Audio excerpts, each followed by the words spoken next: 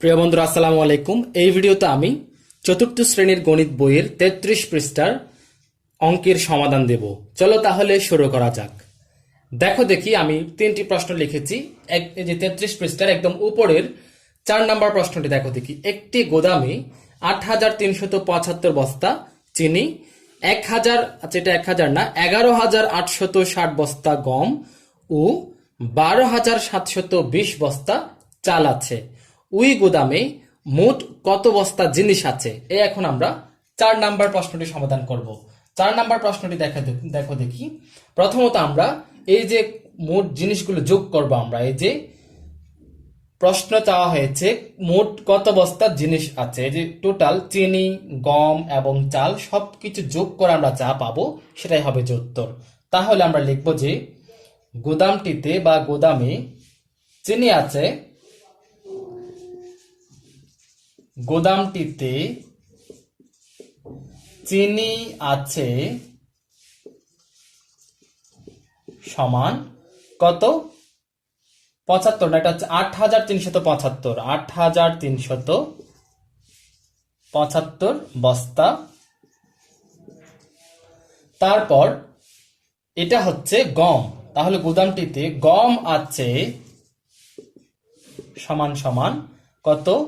এই যে দেখো দেখি 11,860। আমরা লেখার সময় এমন ভাবে লিখবো যেন অঙ্কের নিচে নিচে অঙ্ক হয়। তাহলে আমরা ডান পাশ থেকে লিখে আসবো 0, 6, 8, 1। এই যে এই একটা বাইরে হবে, আমরা চাইলে সমানটা একটু এই পাশে করে দিব। তাহলে 11,860 বস্তা। তারপর গোদামটিতে আরেকটা জিনিস আছে, সেটা হচ্ছে কি চাল আছে।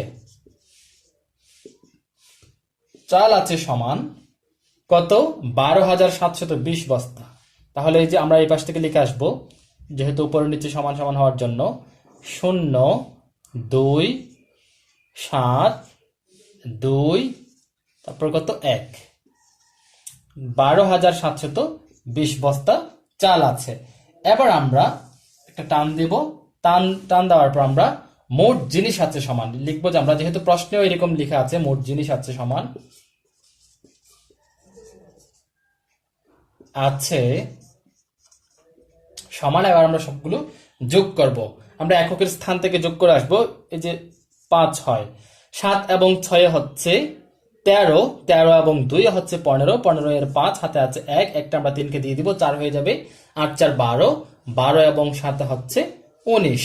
তাহলে আমরা এদিকে 19 এর 9 দেব, হাতে আছে 1, একটা আমরা এদিকে যদি দিয়ে দেই 8 কে দিয়ে দেব, তাহলে 8 হয়ে যাবে 9, 9 একে 10, 10 এবং 2 হচ্ছে 12, 12 এর 2 হাতে আছে 1, আমরা এটাকে দিয়ে দিব, 2 হয়ে যাবে, 2 একে 3। এদিকে বস্তা লিখবো। তাহলে মোট জিনিস আছে 32,955 বস্তা, 32,955 বস্তা জিনিস আছে। এটাই হবে যে আমাদের উত্তর। তাহলে আমরা খুব সহজে এটি পেয়ে গেলাম। এবার আমরা 5 নাম্বার অঙ্কে যাব। 5 নাম্বারটা তোমরা প্রশ্ন পড়ো দেখি, আমি একটু মুছে দেই। যদি তোমাদের কোথাও কোনো বুঝতে অসুবিধে হয় বা কোনো কনফিউশন থাকে, তোমরা আমাকে কমেন্ট বক্সে জানাতে পারো। 5 নাম্বার দেখো দেখি। এমন একটি সংখ্যা নির্ণয় করো যা এই যে 1,543 থেকে 500 বড়। তাহলে আমরা এই যে প্রথমত আমরা প্রশ্নটি বুঝবো, এটা হচ্ছে খুব সহজ একটি প্রশ্ন। আমাদেরকে একটি সংখ্যা বের করতে বলা হচ্ছে যেটি এই সংখ্যাটি থেকে, অর্থাৎ 1,543 থেকে 500 বড়। তাহলে 1,543 থেকে 500 বড় যদি কোনো সংখ্যা আমরা বের করতে চাই, তাহলে কি করতে হবে? এই সংখ্যাটির সাথে 500 যোগ করতে হবে। তাহলে আমাদের এটার সাথে এই যে এটার চেয়ে 500 বড় একটি সংখ্যা পেয়ে যাব। তাহলে আমরা লিখবো যে 1000, এটা 5 নম্বর প্রশ্নটি, 1,543 থেকে 500 বড় সংখ্যাটি সমান, আমরা 1, 5, 4, 3 লিখবো, যোগ 500। এবার যোগ করে দিব, আমরা এককের স্থান যোগ করব। 0 এবং 3 হচ্ছে 3, 4 এবং 0 হচ্ছে 4, 5 এবং 5 হচ্ছে 10 এর 0, হাতে আছে 1, 1 যদি 1 কে দিয়ে দেই 2043। হ্যাঁ, এই যে 2043 হচ্ছে এমন একটি সংখ্যা যেটা 1,543 থেকে 500 বড়। এই হয়ে গেল 5 নাম্বারের উত্তর। এবার আমরা 6 নাম্বারে যাব। 6 নাম্বারটি দেখো দেখি।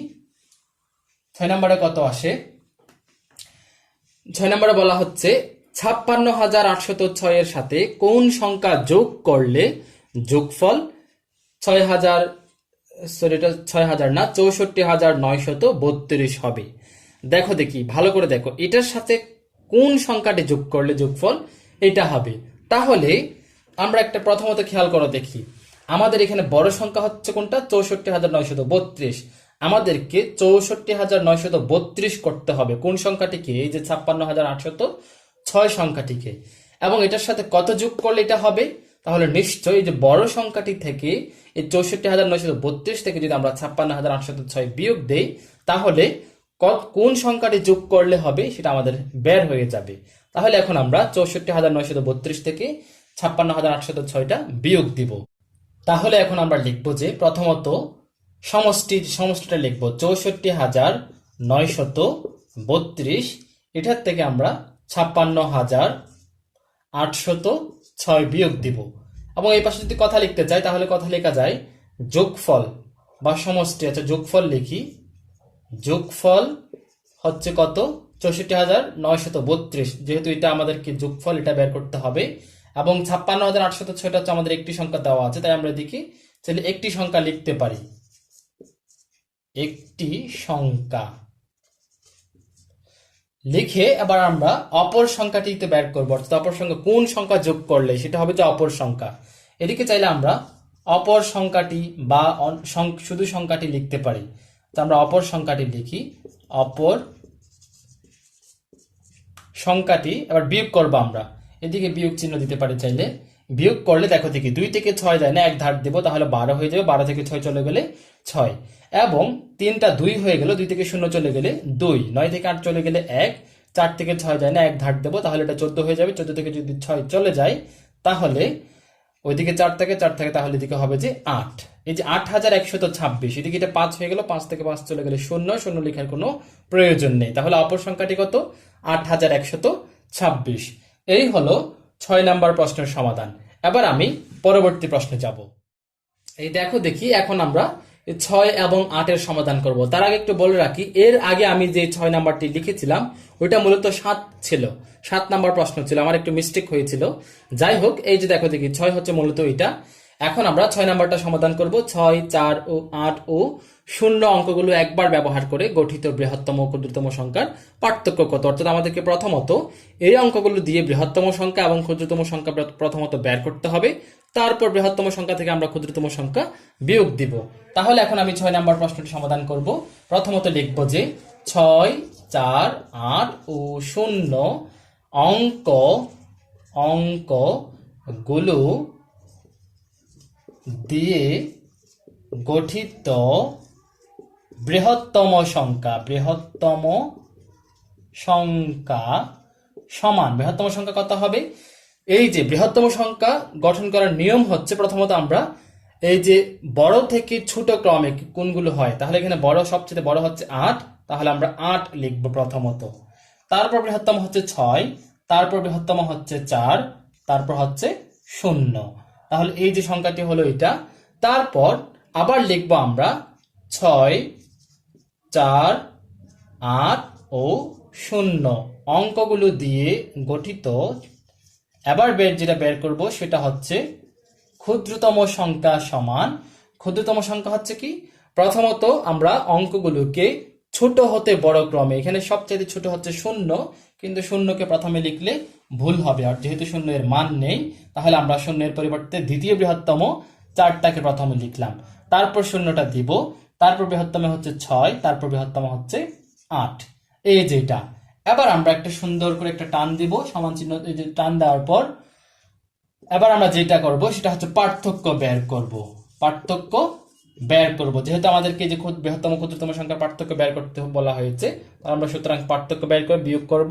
তাহলে 0 থেকে 8 যায় না, 10 থেকে 8 চলে গেলে 2, এই যে 4 থেকে 1 ধার দেওয়া, 4টা হয়ে গেল 3, তাহলে 3 থেকে 6 যায় না, 1 ধার নেব, তাহলে 13, 13 থেকে যদি 6 চলে যায় তাহলে ওইদিকে 4, দিকে 3, তাহলে তার মানে 7 থাকবে। তারপরে যে 6টা 5 হয়ে গেল, 5 থেকে 0 চলে গেলে 5, এবং 8 থেকে যদি 4 চলে যায় তাহলে 4, তাহলে 4,572, এটাই হচ্ছে আমাদের 6 নম্বর প্রশ্নের উত্তর। এবার আমরা 8 নম্বর প্রশ্নটি সমাধান করব।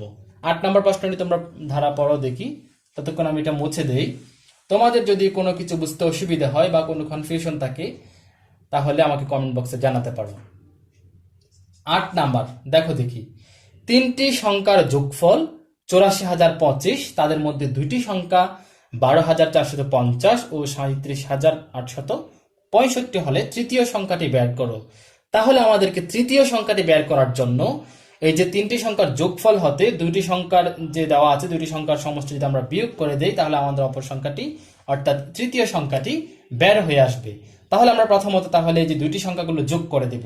তার আগে আমরা দেওয়া আছে দিয়ে লিখব, দেওয়া আছে দিয়ে আমরা লিখতে পারি এই যে তিনটি সংখ্যার যোগফল, তিনটি সংখ্যার যোগফল কত দেওয়া আছে, 84,025 দেওয়া আছে। এবার দুইটি সংখ্যার যোগফল আমরা লিখব, দুইটি সংখ্যার যোগফল। এখন দুইটি সংখ্যার যোগফল তো আমাদের দেওয়া নাই, তাই আমরা এই যে দুইটি সংখ্যা একটি সংখ্যাগুলো যোগ করব। 12,450 যোগ 37,865। যদি আমরা যোগ করি, পাশাপাশি যোগ করি, তাহলে এই যে এককের স্থান যোগ করব, 0 এবং 5 যোগ করলে 5, 5 এবং 6 যোগ করলে 11 এর 1 হাতে আছে 1, একটা দিয়ে দিব, 4 কে 4 হয়ে যাবে 5, 5 এবং 8 5 13, 13 এর 3 হাতে আছে 1, একটা আমরা 2 কে দিয়ে দেব, 2 হয়ে যাবে 3, 3 এবং 7 হচ্ছে 10, 10 এর 0 হাতে আছে 1, 1 দিয়ে দেব 2 কে, 2 1 হয়ে যাবে 2, 2 এবং 3 হচ্ছে 5। তাহলে 50,315 পেলাম আমরা দুইটি সংখ্যার যোগফল। তাহলে তৃতীয় সংখ্যাটি এখন আমরা বের করব খুব সহজেই। সুতরাং আমরা লিখব যে তৃতীয় সংখ্যাটি